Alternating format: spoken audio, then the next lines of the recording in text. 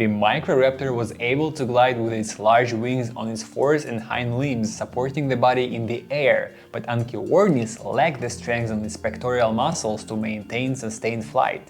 The ability to fly provided an evolutionary advantage for some dinosaurs, and as a result, a number of them began to actively evolve this trait. To achieve this, they evolved to become smaller, developed large pectoral muscles, and made their bones even lighter. This is how birds evolved.